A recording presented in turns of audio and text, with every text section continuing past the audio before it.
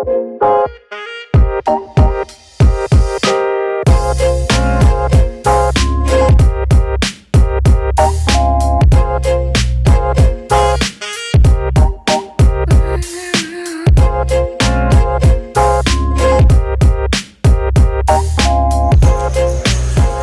another day here at the Lodge in Austin, where every single table of the 60 tables has been in use.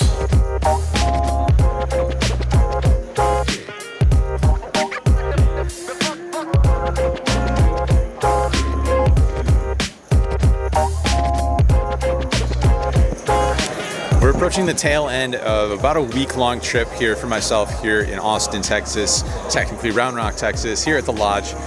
This is my second proper trip out here, and there's one thing I've been doing a really good job of, and that's putting in a lot of poker hours. I've been bouncing around to different games. I've been playing some 1-3, some 2-5, some 1-2-5 PLO, some bigger PLO, and some tournaments, and just been in the mix, mostly chatting with people and playing the occasional poker hand, and definitely losing the poker hands. Definitely have not been winning on this trip. We are firmly residing in Stuckville on this trip. They've been getting me real good. I wrote about my first night here in Austin on a Substack that I started. Substack is like a blog. I don't really know what the difference is. I guess it's just like the same thing. But I'll put a link down to the Substack that I've started, which is, again, just a blog. So for those of you who like reading, check out my blog, which I'll link below in the description box and pin it at the top of the comments. So played a couple of interesting hands in a big game in that blog, which I would love for you guys to check out. Spoiler alert is that I did not find too much success in that session, and it's kind of been the same thing throughout the rest of the trip so far. But I'm gonna hop into the 1-2-5 bring-in Pot Limit Omaha, which plays much bigger than a 1-2 PLO game typically does, as things do here in Austin, and go capture some hands and hope to find some run good, maybe some play good. Maybe that's asking too much. Let's go find out. Let's get in there.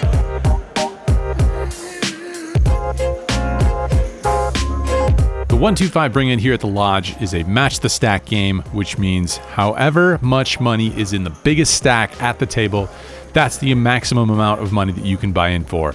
I don't know what exactly that amount is here in this game, but it's probably a lot. Let's assume it's $2,000. Let's say we're in for $2,000, and let's roll. With the $10 straddle on, a couple of limps, and we find the King, Queen, 10-7 double suited. Double suited hands are cool. I raise to $65, and the limpers make the call. 3 ways to an all spade flop, and I don't have any of those, so I check this one back. Turn is a king of spades, giving us 2 pair. First player bets $100, other player folds. We can improve to a full house, and we can also rep one if the board pairs without our cards, so I make the call. River is the queen of spades, so even though it's a little less likely that he has a flush now, I'm still gonna give him some credit after he bets again, and I fold. Ace Jack 10 with 3 diamonds, no straddle on in this hand, and 2 limps before a raise to $25. There's a call, and I'm in there despite having 3 to a suit. Seems like enough connectivity in this hand to go along with the nut suit, or at least that's what I'm going to tell myself to give myself an excuse to get in the mix. The big blind, he really likes his holding, and he's going to 3-bet it to $155. And there's no way that all 5 of us are folding to 3 bets in Texas. In fact, none of us are folding.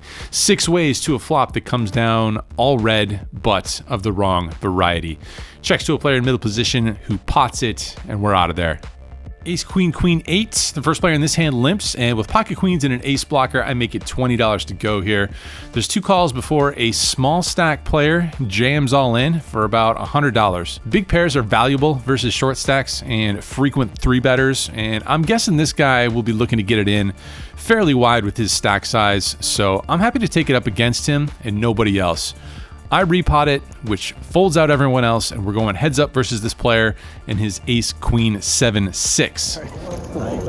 Queens. No more action. You want to do 2 full boards? It's up to you, whatever you want. 2 full boards. 2 boards.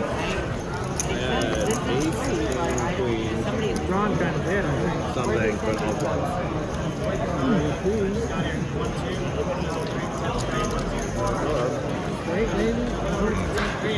Pretty good turn card. This is 1-2-5. Good flop on that one. 2 winner on this one. 4 house on that 4. Table 4. 4. Queen. Oh. Queens are good on both.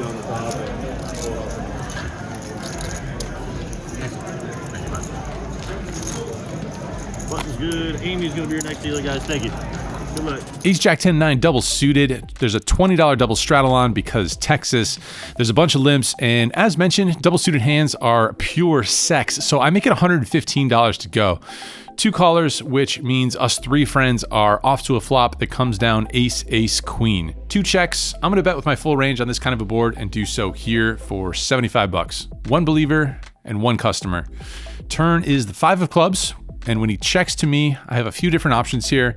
I'm not sure if I have a 3 street hand, and I don't think he's peeling with straight draws here since I have removal to those hands. I think if I have ace king, I'd bet again, but it's probably good to have some other aces in my check back range too. River clears up any uncertainty when we make quads. He checks once again, and I want to put my foot on the gas now. I bet $500 looking for as much value as possible and hoping he's a non-believer, but he lets it go. I quickly get scolded by my PLO coach, Dylan Weissman, who's sitting right next to me. That's the pot on the river, even when he checks the turn. Is that how this works? Are you allowed to do that? And he belittles me for betting full pot after turn goes check, check, which apparently is not a thing, but I ask him to please be quiet because anything goes in Texas, bud. What's crazy is that before my opponent folded, he flashed me the king, king, queen, queen, which means he flopped a full house, and then he folded an even better full house. So maybe Dylan was right, and we probably missed some value on the river here. 1 limp, and I raise it to 20 with some aces and some diamonds, and we get a mere 6 callers. As E. McKenzie likes to say, we're going Texas heads up here to a flop, which does not improve us. Action ends up checking all the way down through all the streets, and versus 6 opponents, it's not surprising when the aces don't hold up here. Ace, king, jack 10 with clubs. The $10 straddle is on, 1 limp, a raise to $45, and I look at a pretty cool hand with a nut suit. However, this player who raised it had been limping pretty much all of his hands, giving him a super small raising range. I'd love to 3-bet this pretty hand, but if we get 4-bet in this spot, it's basically always aces, and we should probably fold versus a 4-bet with an ace in my hand. If we flat here, we increase the playability of the hand, so that's what I do. As normal, we go massively multi-way to ace 9-3 rainbow. There's an early position player who leads into the field for $125. The initial raiser calls, and I'm calling too. Turn is the 4 of clubs, giving us the nut flush draw to go along with our top pair. This time action checks to me, and I think it's natural to want to bet here, but I'm still behind 2 pairs, sets, and now the wheel. So although I'd expect people to bet that last hand class, I could see them checking with the others. I check it back and we head to a river card, which is an offsuit 10. The early position player makes a smallish bet of $100. The guy in the middle folds, and I've got a straightforward call here. I think a raise might be an over rep, as it seems tough to get called by too much worse. We get shown the ace 10 9 deuce for a chop and see that we were in fact behind on the turn versus my opponent's flopped 2 pair. So I like the way that I played this hand, and in fact, I think you guys should give me a virtual pat on the back in the form of clicking the like and subscribe buttons. I mean, what better way to show your support to an up-and-coming poker vlogger? Ace Jack 9-7 with 3 diamonds. The $20 double straddle is on, which you'd love to see. There's a limp, a raise to $100 on the button, and I call with almost the same hand as earlier in the session, and there's 2 other calls. 4 ways to 9-6-5 rainbow, and action checks all the way through. Turn is the ace of hearts, and I decided to lead out here for $225. I'm not sure whether I'm value betting or bluffing, to be honest. I mean, does anybody know what they're doing in this game? There's 2 callers, so through ace to an offsuit 8 on the river. We make a non-nut straight, which seems tough to get value with, so I check, intending to call any amounts, but action checks through, and our straight is good. I double straddle for $20 in this hand because I love it, and there's an early position raise to 70, 2 callers, and I find the double suited aces in the double straddle with all of this action. 3-bet it to $350, and of course, everyone calls. Many ways to 10-8-3 rainbow. The first player bets the pot. Second player calls all in. Third player folds because maybe he doesn't actually have cards or something weird. I don't know. Not sure, but I'm going nowhere. The player who led out only has a couple hundred behind this pot size wager. Worst case scenario is that we're behind a set, but even versus 2 pair, we're not dead with the over pair, 2 backdoor flush draws, and a backdoor straight draw. All in 3 ways, and we all agree to run it twice. The first player with the biggest stack between those two guys has ace, queen, 10, deuce, so we're in good shape to win a big one here. Unfortunately, he's going to go ahead and make top 2 pair on the first run out. We beat him on the second run out, but the other guy makes trip 3s with the 9-8-7-3 that he came to battle with. Luckily, that guy was on the shorter side, so when all is said and done, we chopped the side pot, which was the bigger and more important one. Pocket queens now in a double board bomb pot. Some good flops giving us top set plus a flush draw on the top board, and the overpair plus a flush draw on the bottom board. 2 checks and a bet of 50, but I want to build a big one here. I make it 225 to go. One of the players who originally checked now cold calls, and the other player calls 2. 3 ways to the turns where we make a full house on top, but do not improve on the bottom. They check, and I'm happy to either get the maximum for what's assumedly the best hand on top or push them off of the bottom board. One player calls all in, the other player folds, and we are heads up to the river cards, which puts an ace up top, deuce on bottom, which ends up being terrible news because he somehow has naked aces here. He rivers a better full house up top, and it's a better pair on bottom for the full scoop.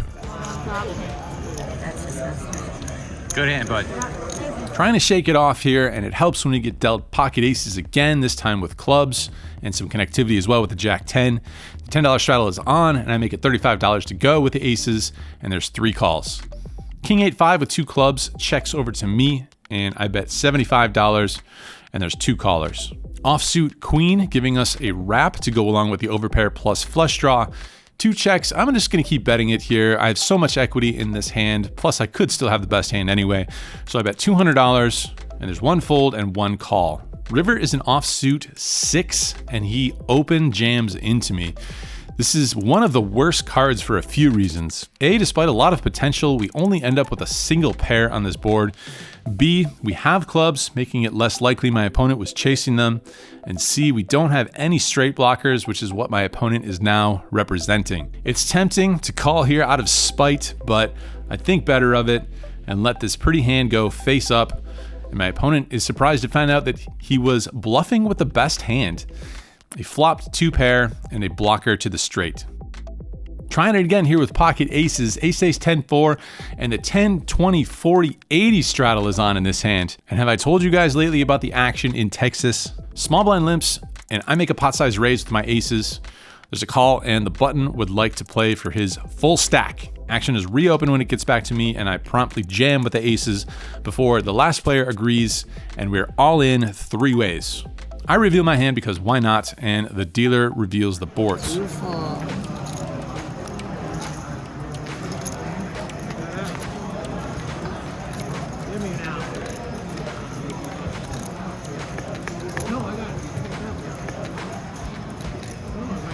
Two. Put a 5 there. Put a 5. Quads. Jesus. Quads are definitely looking pretty on the bottom, but we aren't going to be good enough to scoop versus the Jack 10 4-3 that makes us straight on the top board. The third player, he had King 9-3, which can't improve, and we're going to profit with his money being in the middle as well in this hand.